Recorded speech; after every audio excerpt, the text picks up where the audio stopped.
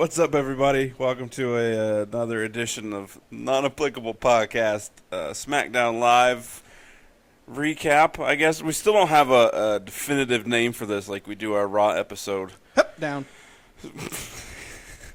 That might have to be it. So go ahead and you can find us on Facebook, facebook.com/na.podcast919. Wait. Twitter and Instagram and Twitter, whichever one you like first. at na.podcast919. Sorry, I had a brain fart. And while you're here on YouTube, go ahead and like this video, like all the videos that we have. Share them around so we can get more people to like these videos. Yeah. And go ahead and click the little subscribe button so you can get notified when we post new content. Yeah. So let's just jump right into it. Coming off of WrestleMania, we've discussed was WrestleMania letdown. Yeah, for me, WrestleMania letdown 3. The ultimate non-thrill ride.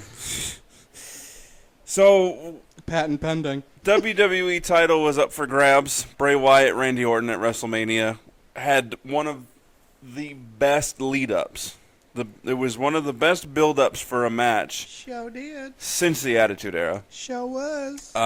Kind of fell off towards the end. Totally did. And the match itself ended. Dude, it was another match that had no continuity.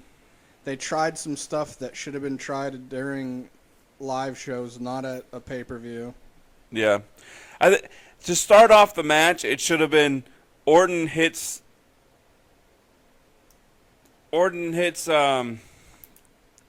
Bray with a RKO out of nowhere. Yeah, outside, right? No. Are you talking about the win it? This is how they should have started it. My bad. Like, bell rings, they go and, up to each other to start the match. RKO out of nowhere. And as he lands, he pops up and turns around to play to the crowd. Meanwhile, Bray bounces right back up. Randy turns around, hits him with a Sister Abigail. He goes to play to the crowd. Orton pops right back up. Yep. And then we're right back at square one. That would have been an incredible start considering they had this whole supernatural feel, power of Sister Abigail. No, but instead all Sister Abigail did for Bray is allow him to project maggots, worms, and cockroaches onto the mat that you could really only see from above, so it was only really for the home audience. Yeah. And or the people in the nosebleeds. If they were going to do this, which they did, they should have also included some snakes. Randy should have been able to turn the tables in the match and start projecting snakes. See somebody Photoshop that on Twitter and put Triple H's face on it instead. It's pretty funny. But I mean, I think those things would have made it a better match. Also, if it hadn't have ended as abruptly as it did, yeah. I get why it did, because the whole point is you only need one RKO. You can't have a storyline of somebody having a supernatural aspect to them and then absorbing more power. Whether or not you want to say that Orton nixed that last week, right. Which it's not how this works. It's not how any of this works. He's already absorbed Sister Abigail's energy. He's now a different entity. Yeah. You can't play that into your story and not into the match. Yeah. It makes it all null and void, and it takes away from it completely. And it even would have been great if they had teased the physical being of Sister Abigail. Even if the projections onto the mat were just shadows, like that's when they could have had the house burning and have, a shadow of her. And then they do another one where it's just her, and then have the third one where it's like bang, she's like, it's all her face, or shadow face, and you just hear her like psychotic laugh in the background. Yeah, I mean, they could have done a lot to make this better. It was a mediocre match, which sucked because two great wrestlers, and the match was just poorly done. And I'm wondering if had the build-up not been so amazing. I'm gonna go. I haven't got to go back and watch this part. I haven't got this far yet to watch it again. But from what we watched when we watched it live, it was just. I think I'm annoyed enough at them not. What's the word I'm looking for? Addressing, I guess you could say, the supernatural aspect. Utilizing? Yeah, not utilizing it in a proper manner to where it A made sense and B was like, yes. It was just like, word? Really? Right. Yeah. That's your big thing. Yeah, I'm with you on that. So SmackDown starts off with Randy in the ring, still droning on about remember when I said if you can't beat him? He said this like 100 times already. Pepperidge Farm remembers. So then Bray shows up on the big screen, the Titantron, cuts promo. Challenges Bray. Challenged Orton. Randy to a House of Horrors match. House of Horrors match, baby Orton. They could have at least explained what this is. It's a House of Horrors. You sound like if Christopher Walken was constipated. He is. You know what that is? Great. So they didn't explain what it was. I'm wondering if it's going to be similar to the Wyatt. I hope Rob Zombie directs it. The Wyatt New Day compound fight that they had. Which would be sweet. I loved that. I mean, it would be if that actually wasn't big enough. Like they should have made it like. I liked the way they did it cinematic wise. Yeah. But for more entertainment, I would have liked it to have been a longer. Agreed. So this is one of the things where watching it the whole time, I'm like, okay, this needs to have been previously recorded. This promo about Bray. The screen needs to go black. It needs to go black in the arena, and then Bray needs to be in the ring. And they did, and I was very happy that they did that. Then a strange man in a jumpsuit with a giant red beard and a sheep's mask. We had no idea who it was. The announcers had no idea who it was. Don't understand how you don't know that it's Eric Rowan. Eric Rowan makes his return. You know what's funny is I don't think anyone really cares for Michael Cole. I generally can ignore him. And then on SmackDown, I feel like they do a decent job, but JBL's gotten to the point where he's the SmackDown Cole. Yeah.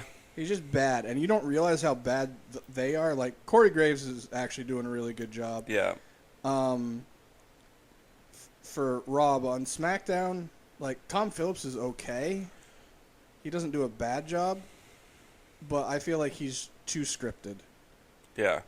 And just stays on it and doesn't react enough to what's going on. Right. And the other guys that do are just bad at it. Anyways, long story short, you don't see how bad those guys really are, or it's not as much of an emphasis on it in your brain until good old JR. It doesn't help that Mauro Ranallo was bullied into a depression. Well, he's bipolar anyways. Yeah, he was bullied into his depressive state of his bipolar disorder because of JBL just being a dick.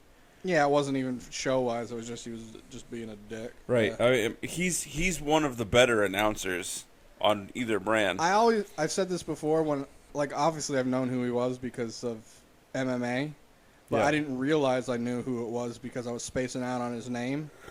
And then when I got back into trying to watch more regularly, and I saw him, I was like, why do I know this guy? And he was talking. I kept thinking that I was watching, like, a celebrity death match from back in the day because he gets so, like, animated. Yeah, I enjoy listening to him. So having him there might have helped that whole scenario with Eric Rowan and whatnot. Yeah. So Eric Rowan makes his return. Instantly in my head, I said, okay, Luke Harper's going to come down. Of course, he did. Luke Harper comes down to the ring to the aid of Randy Orton.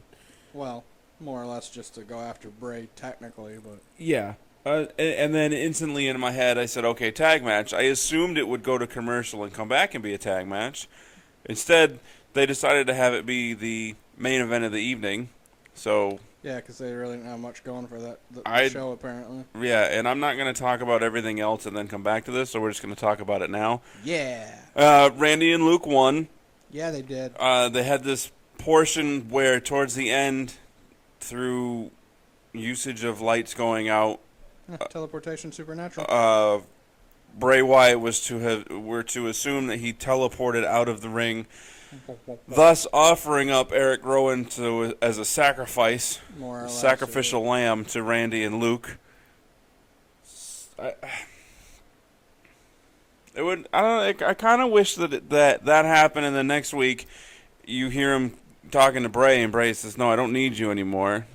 Be on your own." They're just doing a piss poor job with the story now because they go from the supernatural aspect to where Bray is going to be the super power, super entity, right? To he has to be saved by a guy that's been gone forever and has to have a sacrifice so he doesn't lose. Yeah. Like, it could have literally been a count out or disqualification and made more sense than... Yeah, I agree. So, looking ahead to Backlash, the SmackDown pay-per-view after Mania, I believe is in May, we're going to see Randy and Bray in the House of Horrors match.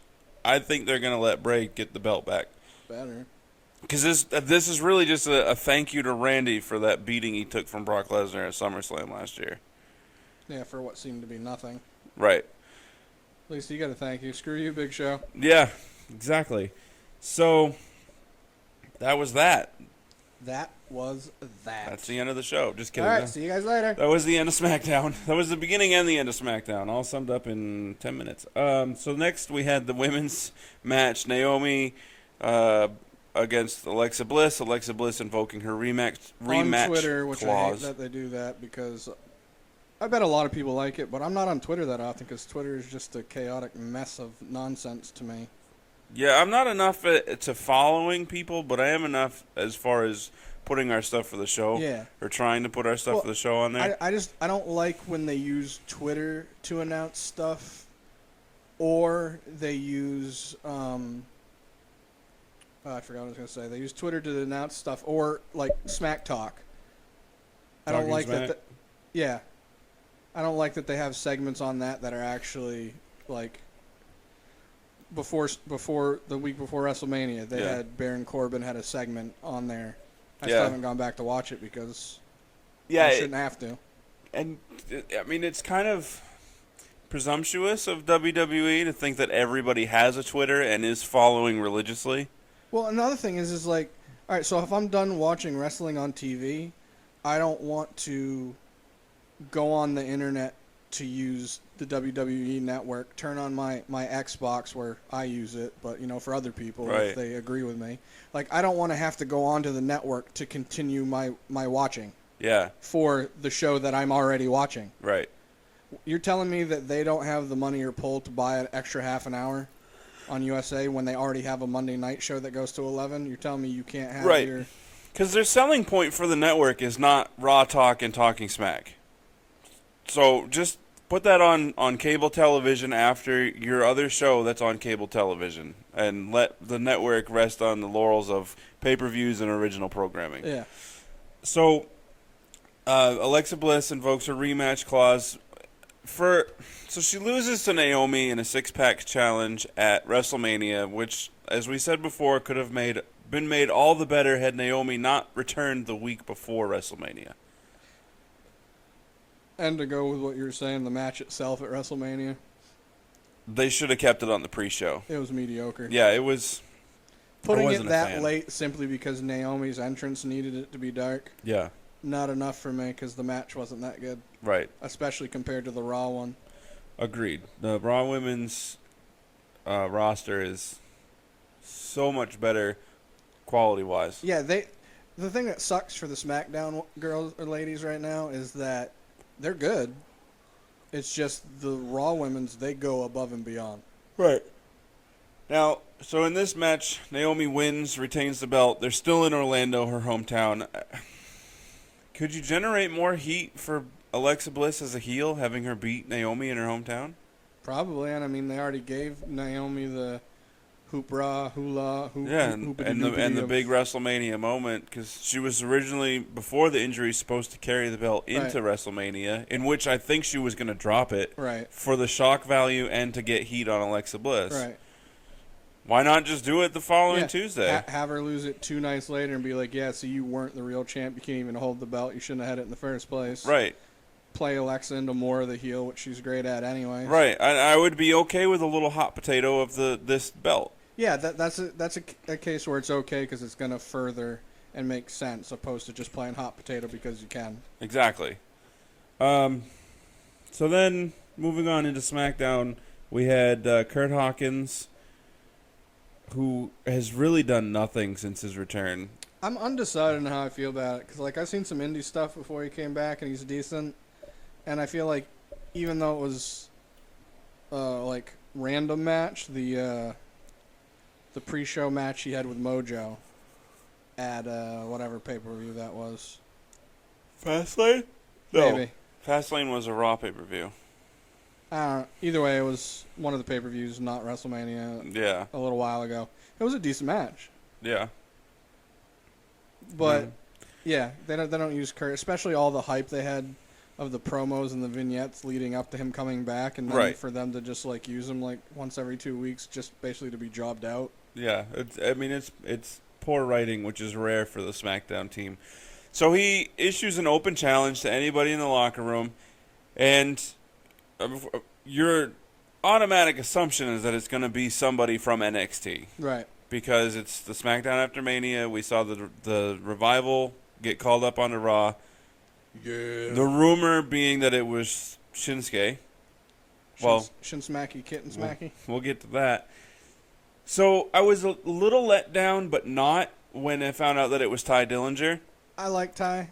I knew it was Ty the second Kurt said, "I'm going to give you to a count of 10." Yeah, they could have done that differently too. But. He should have then counted to 10 because the crowd would have chanted 10 every time Kurt said a number. Yep. And then you allow Ty Dillinger to come in at 10. Or you literally just make it like the crowd's all 10, 10, 10, and then Kurt, like, nobody comes out, and Kurt's like, yeah, that's right, nobody wants to face me. And the crowd's like, oh, crap. And then it hits. Right. Like, you want to have that lull in the, oh, crap, we got excited. Oh, no, we are excited. Yeah, I would be okay with that. Or if he's the 9, and then he's about to say 10, yeah, and then the his music music hits. is the 10. Yeah, I can get with that, too. So, Ty Dillinger wins his SmackDown debut. You know what sucks for Ty? I'm surprised. I like Ty. The only knock against him is I get sick of the fans chanting 10 at every count all the time. Yes. For no reason. Because I lose count. Yeah. If they're doing a count out, or say it's a last man standing match, and then you're already chanting 10 and we're only at 3. Well, I will tell you that I've seen some matches where they've done it, and the mics were a little bit different. Yeah. Where I'm willing to bet that the wrestlers can actually hear the ref better than we can on TV. So that made it a little bit less annoying, but it's still obnoxious. Probably. But I like his music. I think he's good. He's entertaining.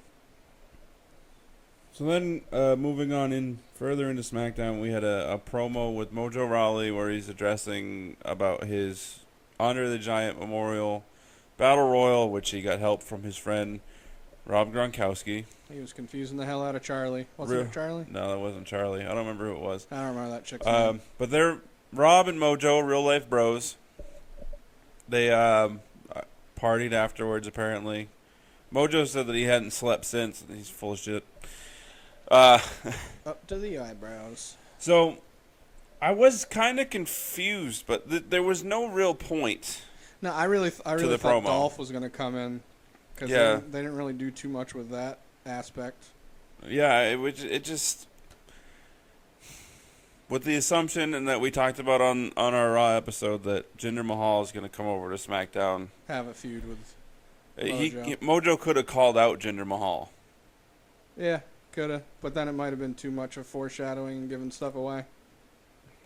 I mean, by the time the Superstar Shakeup gets here, there's going to be leaks everywhere. So, like the Titanic. I would rather there be foreshadowing on the show than spoiler alerts in the news. Yeah, from unrelated sources. Right. Or unofficial. So, at WrestleMania, we had the conclusion of John Cena and Nikki Bella versus The Miz and Maurice. And that was about as good as advertised. I mean, as far as match-wise. Yeah, the lead-up, were once again, the so good. lead-up was amazing. So good. The match itself, carried by The Miz. Yeah. I felt like Cena just was doing it because it was something Nikki wanted to do and something that the company wanted him to do. So he's like, oh, I'm here. I'll play my part. But yeah. And now he's off TV for a while. Nikki has said that she'll come back when the time is right. And that Orlando crowd was loving The Miz. Yeah, they were. And so they came out. Well, do I want to talk about it? What, the match? Now, John Cena proposed to Nikki at the end. Everyone knew. If you didn't, how she didn't know is beyond me unless did. she doesn't read the I'm news. willing to bet that they've already been engaged for like a couple months. Possibly, although her reaction did look fairly genuine, and she's not that good of an actress. looked somewhat genuine, I guess. Well, yeah, you could also look at it as that he could have legitimately proposed to her some other time, and then this was just her, because in the moment with the crowd and the feels, it still could be a genuine reaction. It was fun when he was telling his story, how he asked her a question when she was all drugged up, and she wasn't. I thought he was going to reveal that he had asked her to marry her then. Yeah, and she said no. And they were gonna play, like he had been filming it, and they were gonna play it, and then she'd turn around, he'd be on his knee and whatever. I'm not gonna get all mushy. Just because I didn't care. So Miz and Maurice came out. This is during the match, not during the proposal. Came out on SmackDown. Oh, yeah. Dressed as John Cena and Nikki Bella. Dude, I laughed. The way Miz ran to the ring. Here we go. Yeah, still carrying the momentum from the build-up of that match. Yeah. He had said, we're gonna call out John Cena and Nikki Bella, and it'll be the last time you see them on SmackDown for a while. Right. Well, we're not gonna see them anyway, so this was them dressed up. Miz just kind of rambled on, and I mean, still a good promo, which felt more like a shtick about being John Cena and how everything's for John Cena's house rules and stuff. It felt more like a shoot. Then, randomly, well, he said you're not going to see us for a while, and then they both went to get out of the ring like they were done. And then randomly, violin starts playing, and we get the debut on main roster of Shinsuke Nakamura. Shinsuke and Smacky Kitten. And so one take, when I first started talking about Shinsuke when he was in NXT to one I've take. known who Shinsuke is since New Japan, but he would text me the name just butchered every time. I didn't want to think about how to actually spell it out properly, so I was like, screw this, I'm just going to say whatever pops into my head. So anyway, Shinsuke debuts. He comes down to the ring. He just stands there. His music stops. He stands there. His music hits again. And that was it. If they're setting up for a Miz-Shinsuke feud, A, they could have done a better job. B, I feel bad for Miz. Because he's going to be putting over Shinsuke. That's all there is to it. Yeah, because there's no way Shinsuke's coming up and losing. Or losing to the Miz. Right. I would have liked to have seen, if this was the plan, while Miz is droning on, you just start hearing a violin warming up. Yeah, and you don't see.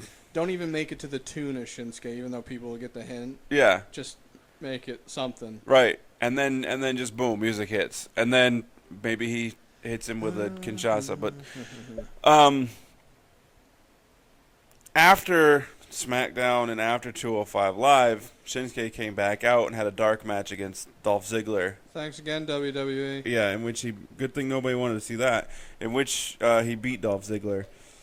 Yeah, and I bet it was a great match. Probably. So, we'll see. They may not have been wanting to do too much with Shinsuke because he might be on the move already for the Superstar Shakeup. I feel like if he was, why? Yeah, I guess ratings. Right, but so moving on in our program along with SmackDown and kind of backtracking to WrestleMania again. Pre-show, they had the Intercontinental title. Oh, my bad. Yeah. First of all, that title itself is deserving of more than a pre-show match. Show is. The lead up to it kind of disappeared. Kind of puttered a little bit. Yeah, there wasn't really anything on the Go Home episode of SmackDown Live. No, it was on Talking Smack. It was on Talking Smack. Dicks. So it was just weird, and you and I had both expected Dean to put over Baron Corbin. Yeah. Baron Corbin was going to carry the IC title for a little while. Yeah, because Baron's been kicking butt. He's been progressively getting a lot better. Yeah. On the mic and in the ring. He's getting in better shape, getting all that lineman weight off from him from football. Right. But it didn't happen. No. Dean won. And it wasn't a bad match, but for WrestleMania, it wasn't a good match. Here's what made it a bad match. Because first of all, it was a traditional match. Yeah. It was on the pre-show. And then on SmackDown last night, they had a street fight. Ratings. How do you not have the street fight at WrestleMania and not on the pre-show? You want to know why? Same thing I told you the other day. I just had this thought, which I've had it multiple times, but usually keep it as a thought. Is I really feel like nowadays, especially with after seeing the route pay-per-views are going, is they look at it as we've already sold our tickets, we've already got our money, we've already paid our advertisers, we've already been paid for the advertisers that come to us to advertise to give us money. Right. We've already got our money. We're just going to make it the spectacle that it is and not put the effort into the shows. But the ones that are on TV, we need those ratings to keep the show relevant and trending. Right. So therefore, we're going to make sure that our actual televised TV shows on TV that aren't putting the major bucks in our pockets for the network are going to have high ratings. So we're going to do the stuff that we didn't do in pay-per-view. Which I just completely disagree with because A, it's lazy, and B, it's a disservice to your fans. Oh, no, it totally is. And you know the thing is if you really, start thinking about the pay-per-views and stuff we've been watching, the last 2 years, plus years, and then the Raw and SmackDown after. Those are the good shows. Yeah. And that's exactly what they're doing. I mean, I could be wrong. I'm obviously not in the, company. But it may not be their thought process, but you're right in that's how they're handling it. Yeah, they might not be we're just screw them, but they're literally all right, this is how we got to do it because we got the money for that. We'll just make sure that the ratings are good for the televised shows opposed to the pay-per-views that are already paid for. And right. And, in this street fight, maybe they should stop giving the free 30-day trials and yeah, because it's not that hard to create a new email address and give you what you paid for. Yeah. Get a free trial. And cancel it the next night. So, Baron ends up going over on Dean on SmackDown, and it wasn't even a title match. Dude, was I the only one that didn't know until it was over? No, because he pinned him, and I said, "Oh, he won the title." And Dude, then they said, "I was excited. I literally yesed. I was like, yes." Yeah, but no, it wasn't for the title. And I was like, "Wait, no belt?" If I knew that, I would have known that A, Baron was going to win, and B, been more annoyed. Yeah, I don't know what's happening there. So the last point, it's kind of a short episode for us unless we start to ramble, which is possible. SmackDown WrestleMania, we had AJ Styles versus Shane McMahon, which you and I both leading into it were like, why? We felt bad for AJ. It was kind of a slap in the face. I said that I didn't think it was going to necessarily be a bad match, right. But still, as far as who AJ was, unless he was the one that I heard from his mouth in a shoot saying, I wanted to do it because it's right. It's on my bucket list. Why not want to have a match with Shane? So they have their match better than I expected. It was pretty much what I expected, but it also played out exactly how we said it was going to. Yeah, where it was a traditional match, and we said the ref's going to get knocked out. So they're going to get knocked out or distracted by something or someone. Right. And then it's going to turn into the free-for-all street match to benefit Shane's skill set. Right. So it was what we thought it was. Yeah. It had its spots. It was good. Yeah. AJ is phenomenal and made Shane look like $1 million. Right. And he beat Shane. We knew he would. Whatever. So come SmackDown last night, Shane comes out to the ring to talk about the Superstar Shakeup, to address what his dad had said on Raw. Superstar Shakeup. And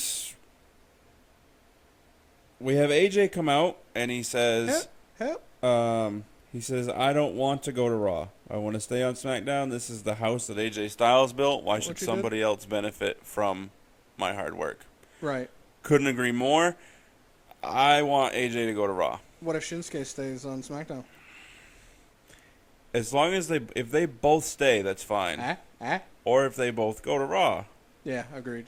It would be better for SmackDown if they both stayed, because SmackDown's writing, although they've been getting lazy, is better. Yeah. And I feel like with those two, there's not really much writing needed. Right.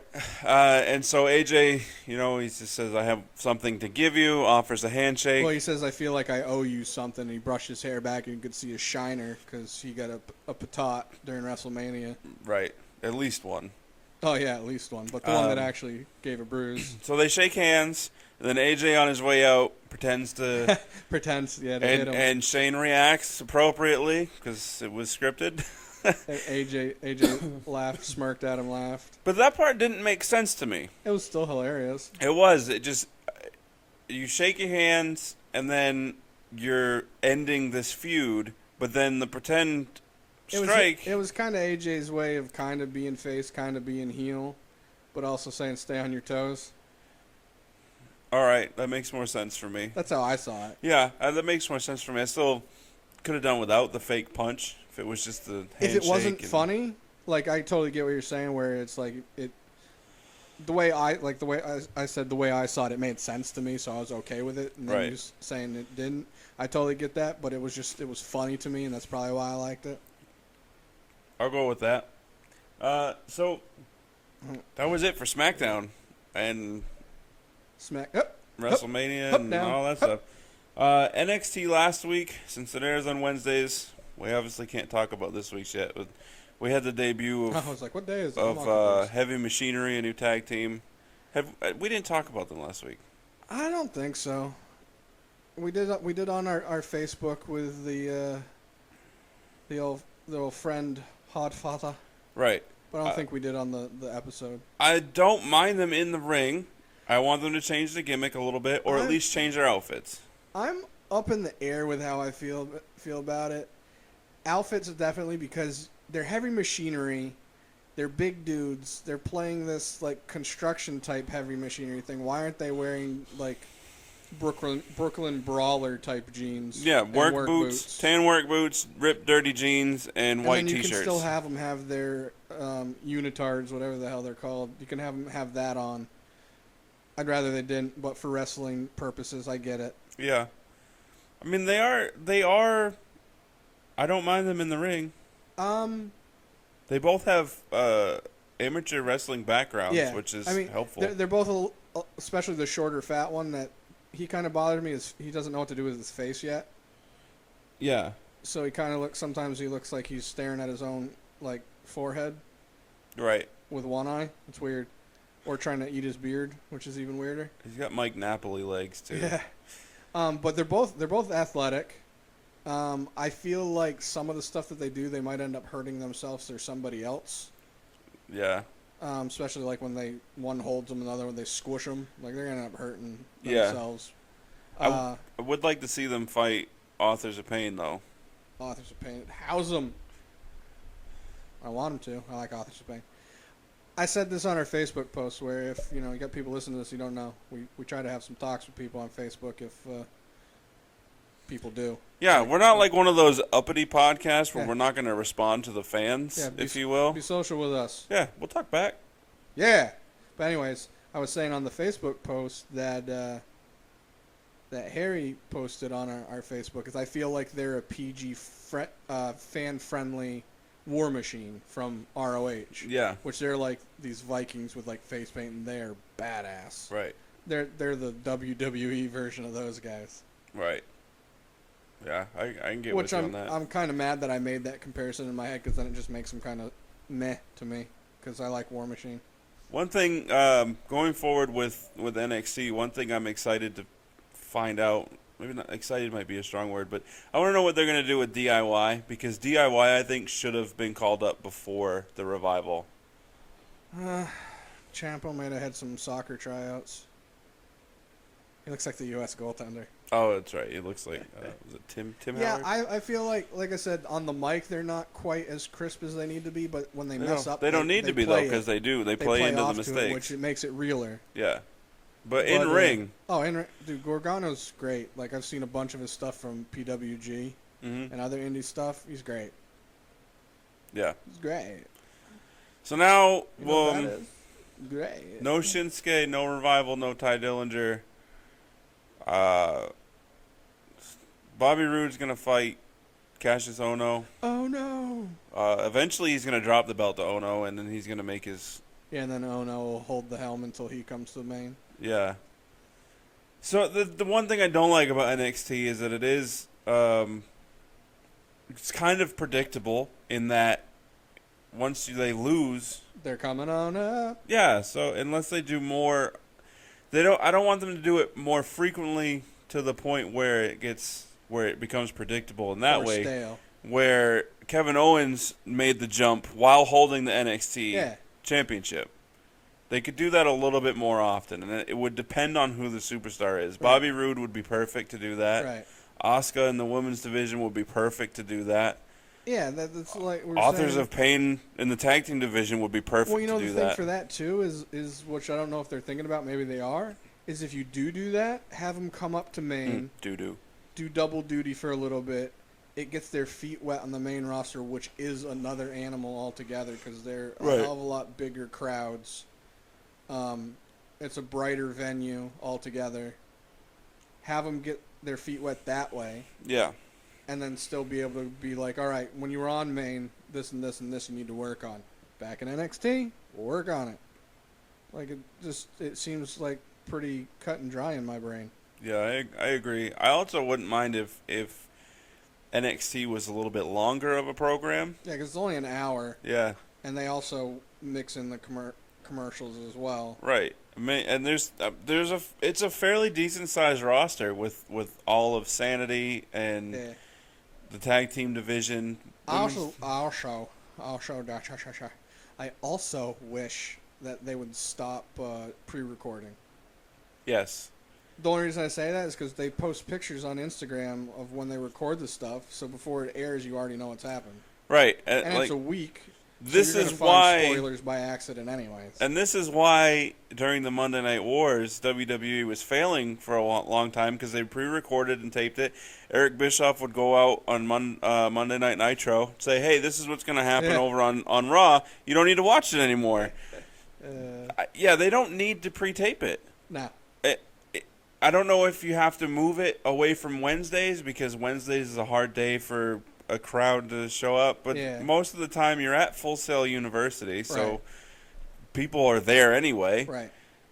I was just wondering if they were doing it that way because since it is NXT and it's the Performance Center, it's literally a wholesale thing it's a Performance Center for everybody involved, the production crews, everybody involved. So my thought was maybe they were pre-taping for experience-wise. Yeah, so they could work on editing it in case there was... But I feel like they could use vignettes and promos and stuff for doing that opposed to the show itself. Right. Yeah, no, I agree with you on that. I almost forgot that we had the debut at NXT TakeOver of Aleister Black. Yeah, finally. Really good. Used to be Tommy End. Yeah, I had never seen him before that. I was really impressed with him. He's got an MMA background as well.